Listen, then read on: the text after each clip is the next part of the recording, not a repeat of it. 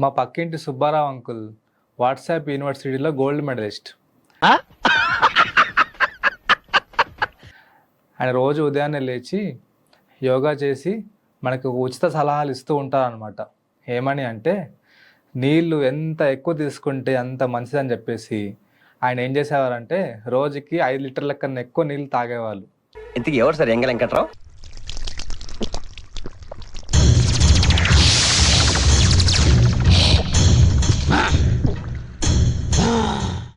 ఆయన ఉద్దేశం ఏంటంటే చాలా హెల్తీగా ఉన్నామని అనుకుంటారు. ఏదో తేడాగా ఉందేంటి? నేను వెళ్ళేది బాత్రూమ్కి రా పేద వల్ల. రోజు నీళ్ళు ఎక్కువ తాగడం ఆరోగ్యానికి మంచిదే కదా, కానీ ఓవర్ హైడ్రేషన్ కూడా ప్రమాదకరమే. ఎందుకని తెలుసా? నీళ్ళు ఎక్కువగా తీసుకుంటే మన బాడీలో ఉన్న సోడియం కంటెంట్ తగ్గుతుంది. దీన్నే హైపోనాట్రిమియా అంటారు. సో ఈ సోడియం కంటెంట్ తక్కువైనప్పుడు మన మైండ్ స్లో అవుతుంది అండ్ హెడ్ ఏక్స్, కొన్నిసార్లు ఫిట్స్ కూడా వచ్చే ప్రమాదం ఉంది. అండ్ కిడ్నీల పైన ఒత్తిడి పెరుగుతుంది. అంతే కదండి, మన వాటర్ ఎక్కువ తీసుకున్నప్పుడు కిడ్నీసే కదా మనకి ఎలిమినేట్ చేయాలి. సో కిడ్నీలు గంటకి 1 లీటర్ వరకే హ్యాండిల్ చేయగలవు. దానికంటే ఎక్కువగా తాగితే ఏమవుతుంది, శరీరంలో వాటర్ మనకి అలానే నిల్వ ఉంటుంది.